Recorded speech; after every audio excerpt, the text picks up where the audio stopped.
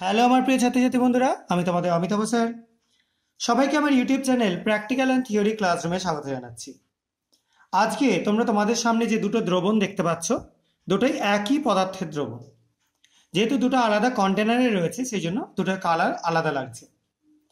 দুটোই হচ্ছে ফেরিক ক্লোরাইডের দ্রবণ, এবং দুটোর মধ্যে আমরা দুরকম আলাদা কেমিক্যাল যোগ করব। কি পরিবর্তন হয় দেখো, তারপর কিভাবে হয় সেটা নিয়ে এক্সপ্লেন করব। তো প্রথম যেটা রয়েছে তার মধ্যে আমরা যোগ করে দিচ্ছি এই দ্রবণটি, এবং সেকেন্ডেরটা এই বর্ণহীন দ্রবণটি। এই দুটোকে অ্যাট এ টাইম আমি যোগ করছি দুটো পৃথক জিনিসের মধ্যে। তো সবাই লক্ষ্য করো,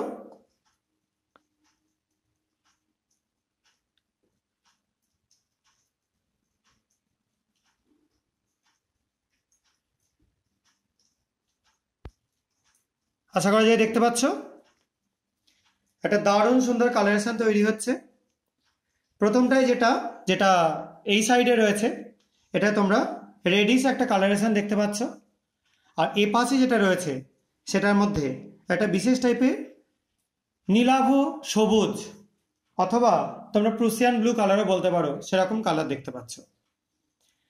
তো এই যে জিনিসগুলো হলো বা এই যে রিয়াকশনগুলো হচ্ছে, এর পেছনে কারণ কি সেটা এক্সপ্লেন করবার আগে আমি তোমাদের একটা গ্লাস ড্রপার দিয়ে উপর থেকে কিছুটা সলিউশন তুলে নিয়ে নিচে রিলিজ করে দিয়ে দেখাচ্ছি।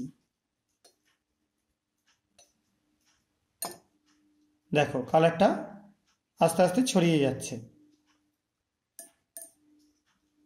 ঠিক আছে? এবং পুরো সলিউশনটার কালার সেই পদার্থটার কালারে হয়ে গেল। এবং এটাও যেটা রয়েছে সেটাও তোমরা দেখতে পাচ্ছ। সেটাকে যদি আমরা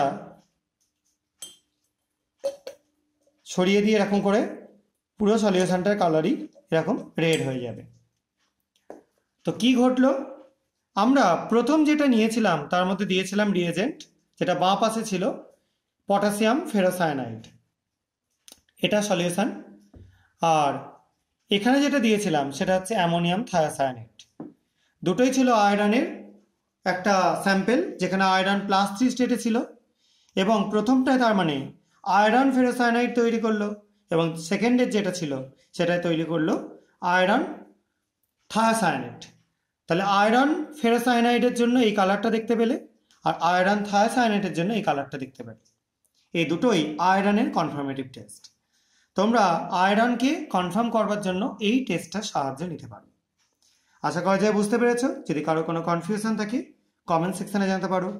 আজকের মতো ভিডিও এটুকুনি। সবাই খুব ভালো থাকবে, সাবধানে থাকবে। বাই।